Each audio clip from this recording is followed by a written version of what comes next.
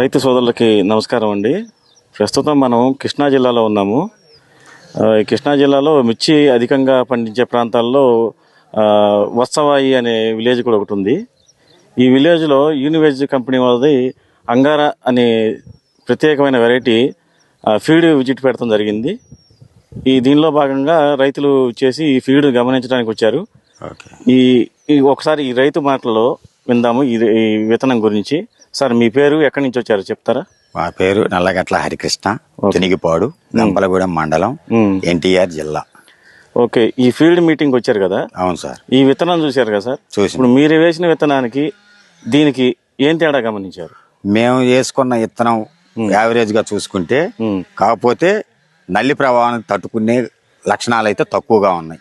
దీని యావరేజ్ గా చూసుకుంటే మాత్రం నేను చూసినంత వరకు కూడా ఇది నల్లి ప్రభావానికి అన్ని రకాల బెట్ట పరిస్థితులకి తట్టుకోగలిగే గుణం ఉంది. దగ్గర గెనుపు, తాలు శాతం తక్కువ, హెవీ బరువు, అన్ని విధాల అన్ని నేలకి అనుకూలమైన విత్తనం. ఓకే, దీంట్లో ఈ చేను మొత్తం గమనించారు కదా, వైరస్ ఏమన్నా కనిపించింది? వైరస్ అయితే నాకు ఏది తగలలేదండి. ఎక్కడ కనిపించలేదు? ఎక్కడ కనిపించలేదు. బొబ్బ గాని నల్లి గాని. తాలు శాతం ఏమన్నా ఉందా? తాలు శాతం అయితే ఏం లేదండి ఇప్పుడు వరకు అయితే. ప్రెజెంట్ కాయ రంగు గాని, చిక్కదనం గాని, రంగు గాని, క్వాలిటీ గాని అంతా బాగానే ఉంది. దగ్గర గెనుపు, పూత శాతం కూడా ఎక్కువ. ఓకే, దీంట్లో నల్లి కనిపిస్తుందండి ఏమన్నా? నల్లి అయితే నాకేం తగలలేదు. ఎక్కడ కనిపించలేదు? మీరు వెతికారు అంతా? నేను వెతికాను. ఇప్పుడు చూసుకుంటూ వస్తున్నా గానీ రోడ్డు అమ్మడ కూడా అన్ని తోటలో మాత్రం చాలా వరకు నల్లి ప్రభావంతో పోయినయే గాని ఇక్కడ మాత్రం హైట్ పెరుగుదలలో కూడా ఇది ఎక్కువ, పెరుగుదల శాతం కూడా బాగుంది. అది ఇక్కడ వర్షపాతానికి ఏమన్నా ఉడక దెబ్బతింటాం గానీ, పండాకు తెగులు గానీ, ఏమన్నా తెగులు సమస్యలు ఏమన్నా గమనించారా ఈ విత్తనంలో? ఇప్పుడు నాకైతే మాత్రం నేను చూసినంత వరకు అయితే మాత్రం తెగులు శాతం అనేది అయితే అక్కడ ఏం తగలలేదు. పండాకు అనేది కూడా ఏమీ తగలలేదు.